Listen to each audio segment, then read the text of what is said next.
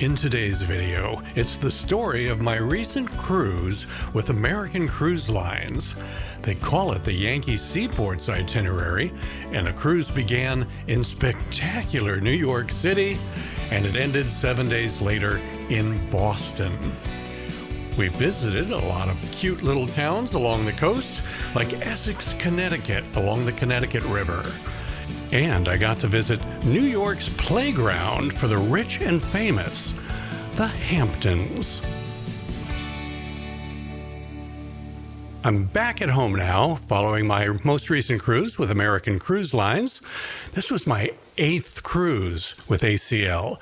That right there should tell you something.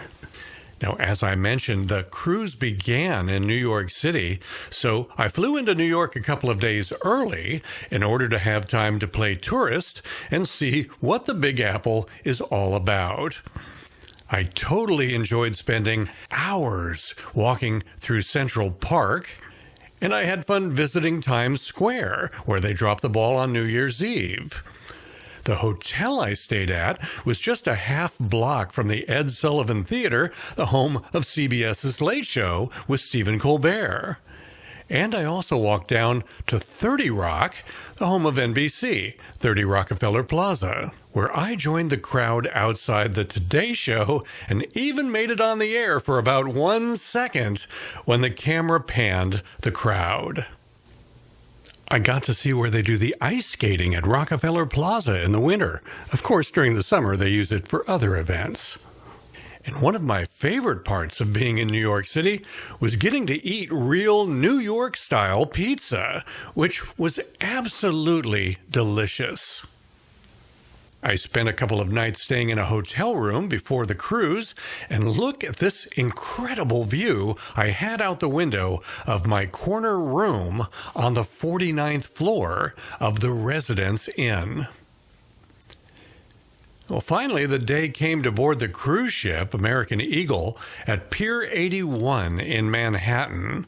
And I consider this ship an old friend because last summer I did a cruise along the coast of Maine on this very same ship. It's a ship that I really like, and it's one of the newest in the ACL fleet. The cruise began by sailing down the Hudson River and taking us right by Ellis Island, where from 1892 to 1954, nearly 12 million immigrants arrived into the country. Right after that, our captain took us in for a perfect view of the Statue of Liberty. Definitely something almost any tourist would want to see when visiting New York. And right after that, we had an incredible view of Lower Manhattan as we turned and sailed up the East River, where we went under a series of spectacular bridges, many of which I had seen over the years in movies and TV shows filmed in New York. This one's the Brooklyn Bridge. And here's what I think of as the quintessential New York bridge, the Manhattan Bridge. We could see the Empire State Building in the distance, and we got a real nice view of the United Nations building, too. As a West Coast guy all my life, I just really enjoyed seeing New York City in person. Our day ended with a really nice sunset over Long Island Sound, and when we all woke up the next morning, we were at our first destination, New London, Connecticut. This is a perfect example of one of the benefits of cruising on a small cruise ship like this. It can take you to places that the big cruise ships can't go.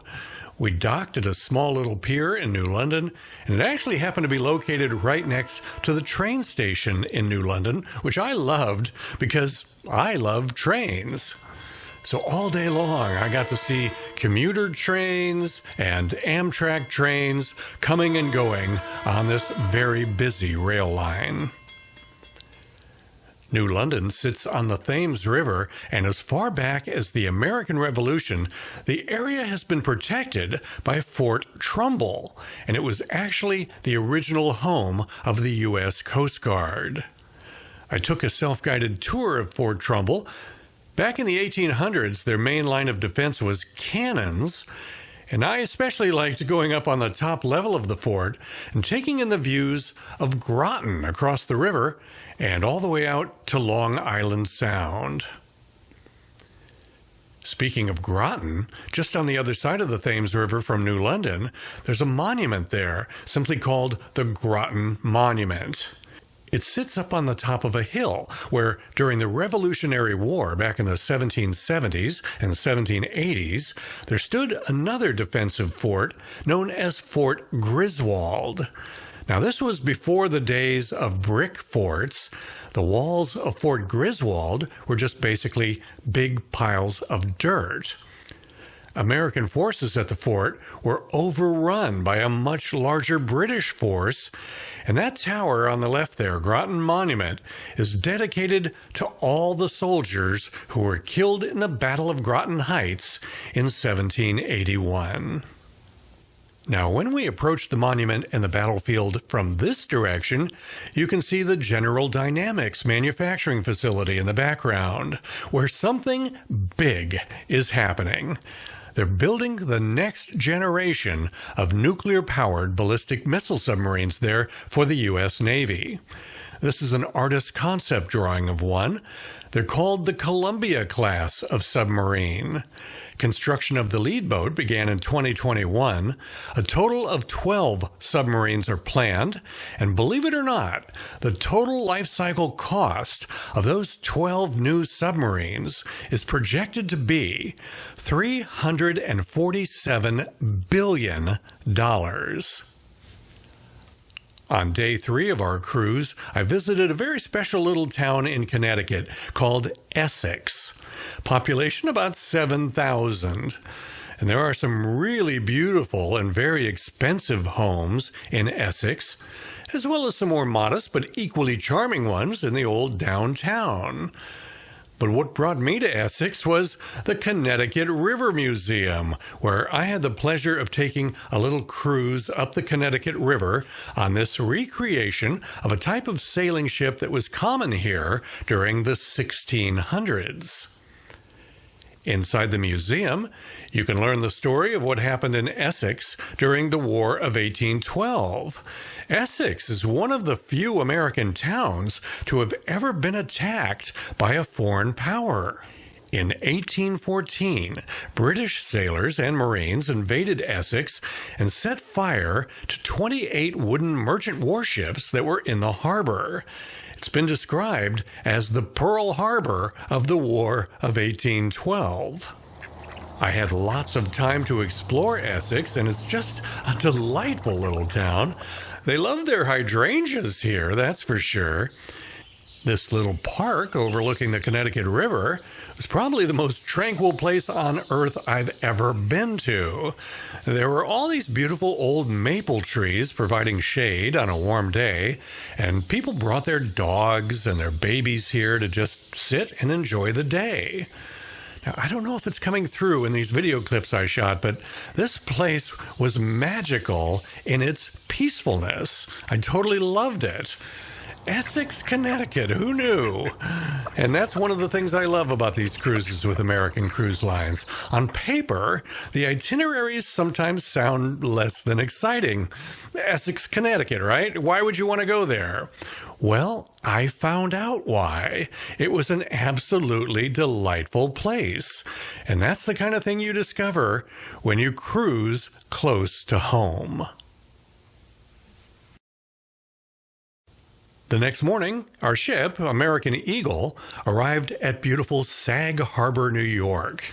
Sag Harbor is located in the Hamptons, a very upscale part of Long Island. And in the background of this shot, you can see some very expensive waterfront homes. I flew my drone over for a closer look. Notice that they all have swimming pools. They all have private boat docks. I think you'd have to have a lot of money to afford a home like this. And to further illustrate the point that the folks here in the Hamptons are very well off, take a look at all the boats in the harbor. Now, the ones in the foreground, tied up to mooring balls, those are the less expensive ones, still out of my league, though. But look at these big yachts that are tied up to the pier. Whoo-wee, that takes some big bucks. I'm a West Coast guy, so I've never been to the Hamptons before, so I was eager for a look around downtown Sag Harbor. I jumped on our ship's tender to go ashore. And Sag Harbor has a really cute little downtown. Now, because of all the rich people, I was worried that it was going to be super expensive shops like Louis Vuitton. But actually, most of the shops catered to normal folks like me and you. And there were lots of nice restaurants, too.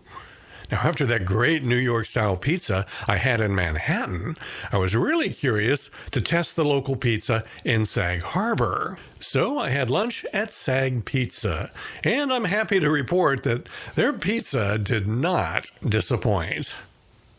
I signed up for a very interesting excursion through the ship. It was a visit to the Sag Harbor Cinema, which has quite a story. In December of 2016, the existing theater burned down in a bad fire, and the community of Sag Harbor came together to raise funds to rebuild it better than ever. Affluent residents of the Hamptons like Billy Joel and Steven Spielberg kicked in a lot of money to rebuild the theater and make it completely state-of-the-art.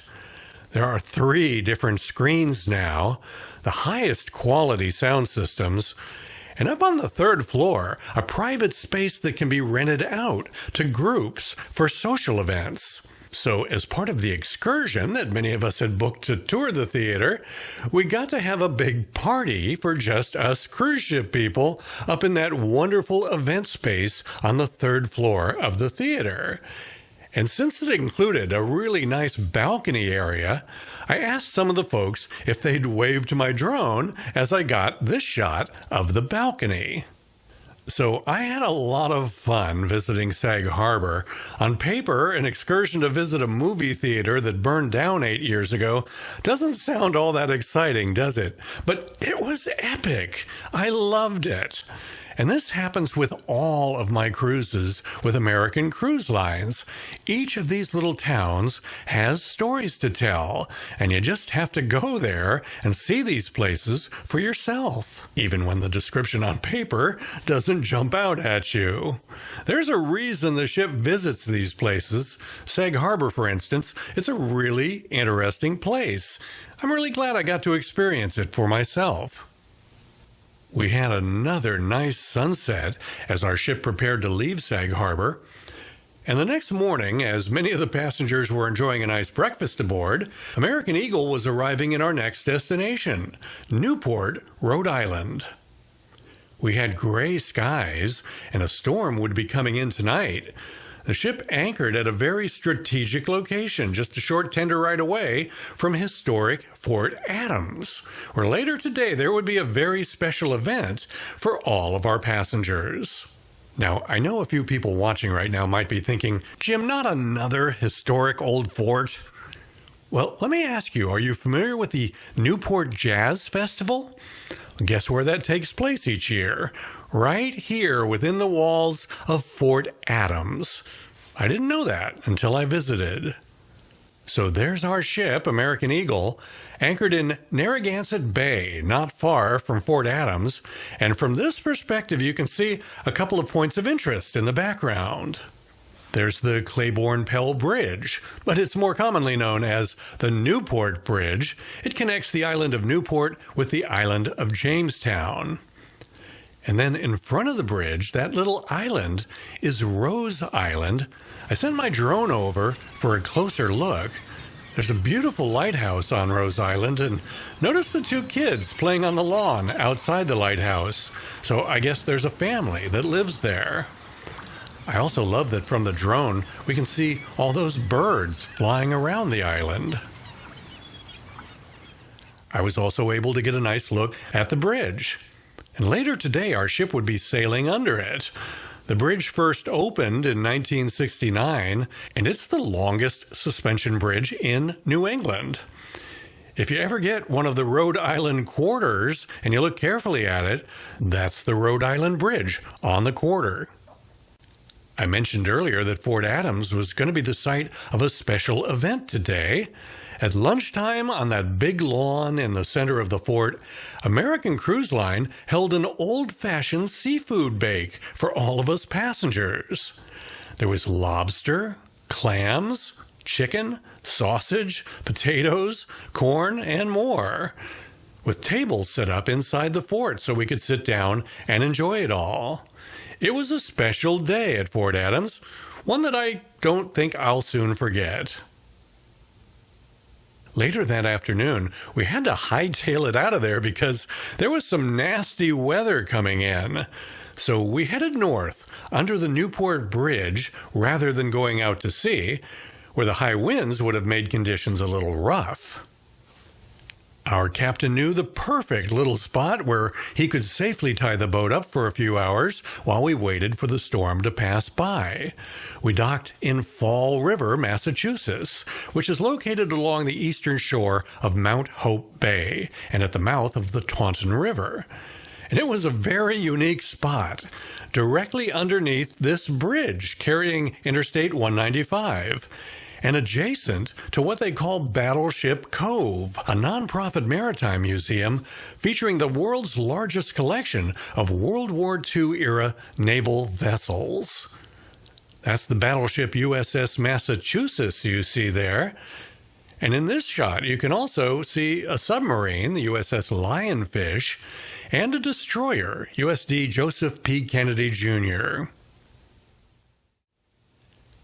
When I woke up the next morning and opened my balcony door, I could see that it had rained overnight and that it had gotten very foggy, but we were underway.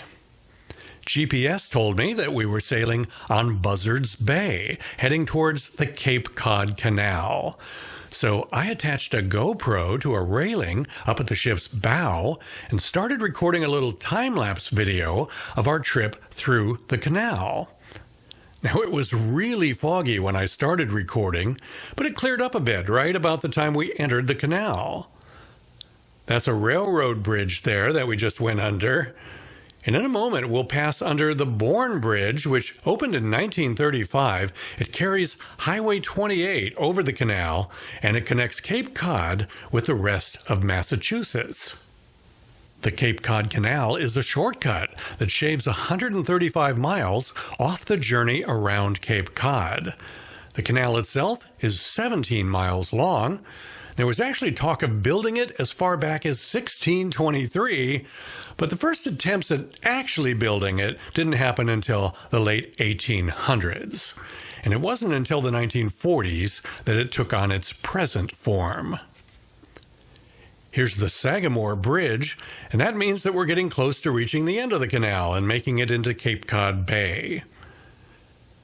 Notice that the fog has cleared, although there are still a lot of clouds. Coming up on the right, what you're going to see is an electric generating facility. And that's just about it for the Cape Cod Canal. Now you can see the end of the canal up ahead. And I'm going to stop this time-lapse video now since we've finally made it into Cape Cod Bay. A few hours later, the weather had improved even more, and we were sailing into Plymouth Harbor. Up ahead there, you can see that three-masted sailing ship. That's a reproduction of the Mayflower, the famous ship that brought the Pilgrims to the New World in 1620. I'm going to have a walk through it tomorrow. Plymouth Harbor is a very beautiful spot with lots of fishing boats tied up behind the safety of that breakwater. And you can see that Plymouth has a dock big enough for our ship, American Eagle, but nothing capable of handling one of those big cruise ships. So Plymouth is another great example of a place that the big cruise ships can't take you to, but American Cruise Lines can. This is a shot you have to look at for a minute to really appreciate. There's a lot going on. The deckhands are tying up the ship. The captain is watching from the wing of the pilot house. You've got passengers up on the bow and lots of passengers out on their balconies. I'll tell you what, I had a heck of a view from the balcony of my suite while we were in Plymouth. Wow. I sure enjoyed that view of all the boats out in the harbor. And speaking of great views, things started to really get colorful about 8:30 or so that night. Now, I haven't used any filters or done any kind of video processing to this. This is exactly what it looked like in Plymouth a few hours after we arrived. I'll have all day tomorrow to explore Plymouth. For now, I'm happy to just enjoy this view from the comfort of the ship. This was the view from my drone the next morning at sunrise. Definitely not as spectacular as last night's sunset, but I'm not going to complain, that's for sure. You can see a bit of Plymouth in the background. It's a very beautiful place, and today I'm going to get out and explore some of it. This is a good time to give you a little better look at the replica of the Mayflower early in the morning before the tourists start arriving. I'll be one of the tourists walking through it later today. And also, let me show you Plymouth Rock while there's not very many people around.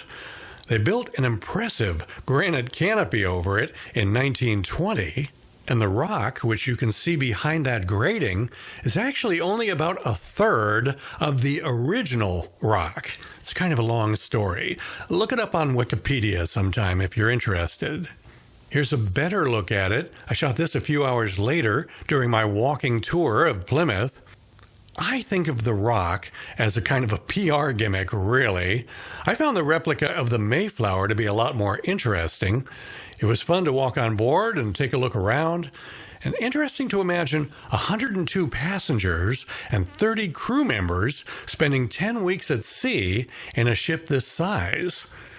They planned to do it in 2 ships, but ended up only having 1. And when they did finally arrive in New England, it was November 21st, and they weren't very well prepared to survive the winter. And by the time spring arrived, only about half of them had survived. Well, on that happy note, let me show you my favorite part of my walking excursion in Plymouth. This little creek here was the fresh water supply for the pilgrims. These days, there's a nice little path that has been built along the creek. There are lots of little places along the way that are so gorgeous, all I can say is, I wish you could have been there. So I had fun exploring Plymouth a little bit, and it's coming to these kind of places that keeps bringing me back for more cruises with American Cruise Lines. Unfortunately, my week aboard American Eagle was rapidly coming to an end. We had to sail away from Plymouth and head north to Boston, which is where our cruise would end. And we had another beautiful sunset tonight. I sat on this daybed on the top deck and enjoyed it for a while. Up at the front of the ship now, if you're watching on a big enough screen, you can barely see the Boston skyline in the distance. By the time we got closer, the light was really starting to fade. As we passed the lighthouse at the harbor entrance, there was just barely enough light to shoot video. And when we did finally get into Boston, the only light left was the light from the buildings. I really did enjoy my 7 days aboard American Eagle, exploring the area between New York City and Boston on what ACL calls the Yankee Seaports Itinerary. Some of the places we visited, I'm just never going to forget. I love them so much. The crew was top-notch, and it was just a great way to spend a week cruising close to home. If you're interested in taking a cruise with American Cruise Lines, I want you to feel free to use the services of my travel agent, Caitlin Gallagher. Now, it's not about price. In most cases, a travel agent doesn't get you a better price than you could get by booking it yourself directly with the cruise line. It's about having someone watching out for you, someone to explain the differences between each of the types of cabins, and someone to keep you from making any rookie mistakes during your booking. So take my advice, contact Caitlin, and get a really good travel agent watching out for you.